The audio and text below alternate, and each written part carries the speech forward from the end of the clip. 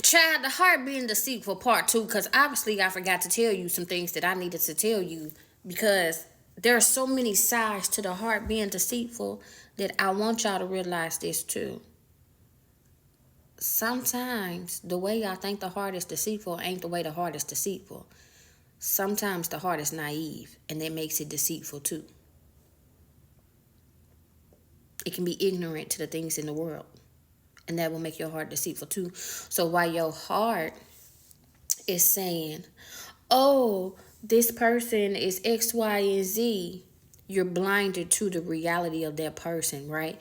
Because you're looking at them through the lens of your heart and not through the lens of the reality of what they are. That heart can be deceitful in that way too. And the heart can make you think that everybody is a good person because you a good person. Everybody not a good person. Let's just be for real. Everybody's not a good person. Sometimes things happen to people and they turn into monsters and they don't know how to not be a monster, right? And hurt people hurt people. Let's just be real. That's the reality of the world. People are hurtful. People do some messed up things. And sometimes we open up ourselves to be hurt by those people because our heart will say, no, they could never. When the reality is, yes, they can. Yes, they can. They could all the time. And I just want people to think about that because I was having a conversation today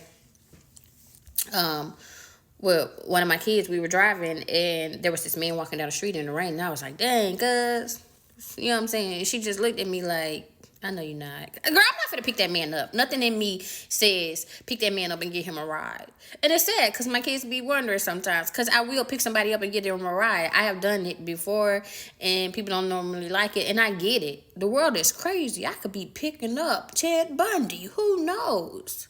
But sometimes I do walk with my heart. Sometimes I will do what my heart says. And I mean, I'm still alive. I don't recommend it for everybody. I'm just gonna say, you know what I'm saying? It's Russian roulette out here.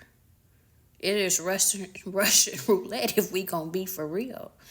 So sometimes we think that people aren't capable of evil when the reality is they are.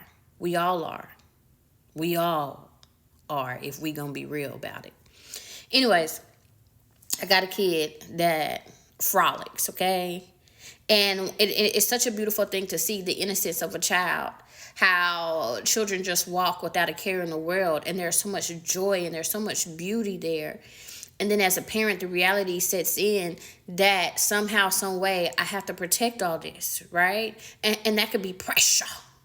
It could be pressure, right? And it can bring you anxiety. It could do a lot of things because you know the reality of the world. In some way, somehow, you have to teach that innocent child that everybody ain't a friend. Matter of fact, your enemy will come in the form of a friend. And this is why I be telling my children is that although everybody seems nice and you're nice and you would want them to be nice, they're not always nice. If they came as your enemy, you would have your guard up. You would protect yourself. You would run away if you knew. So they don't want you to know. They want to be your friend, so you let your guard down. And so that they can build trust with you so that you'll trust them. And when you trust them, they can do what they want to do. This is the reality of the world. And it's such a hard thing because there are people in the world you can trust, but there's a lot of people in the world you can't trust. And so finding that balance and helping your children learn discernment and through those things can be hard because the reality is sometimes you can't protect your children from everything. You can't even protect yourself from everything. And if you ask me, I honestly don't think we're meant to because I think we're meant to understand some things. And sometimes that means going through things that aren't comfortable or good. I'm going to just be real with you. But anyways, we want to protect those things, and sometimes that comes in the form of knowledge. And fear is birthed from knowledge too. Like, as a parent, you'll walk with a lot of fear for your children because of the knowledge of the world that you know that they do not necessarily know. And those could be hard things. And so when I say the heart is deceitful, I just had this conversation the other day with somebody, and they was like, I'm kind, I don't know, da da da, why X, Y, and Z, because I'm just a kind person. But you're lying to yourself. You're not a kind person. You do things, yeah, you do things that people will see as kind acts, right? Nice acts. But you do them for perception. You want people to perceive you a certain way, and that is why you do what you do. It isn't because you're kind. It is because you want people to see you a certain way. And that can be deceptive too.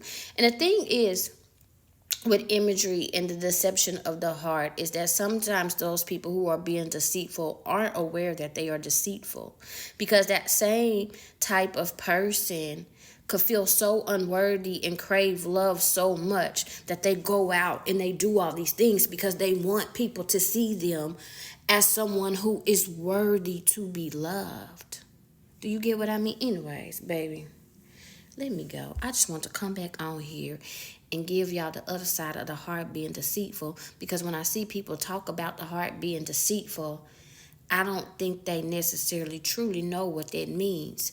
So yes, the heart can be deceitful, but it can tell the truth too. The biggest thing is you got to know you.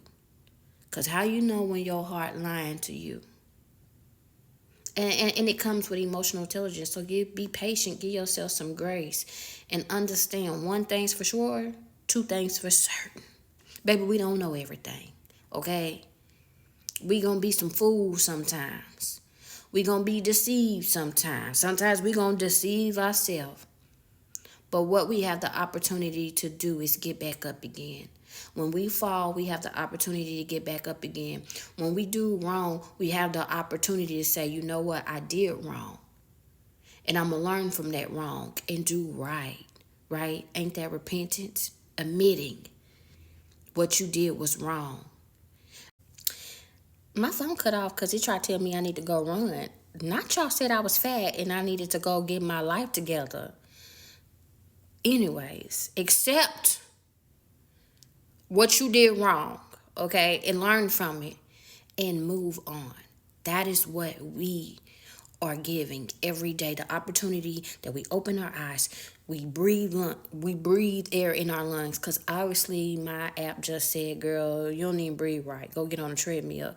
You know what, let me just go, because I'm offended and I done lost all train of thought because of the offense.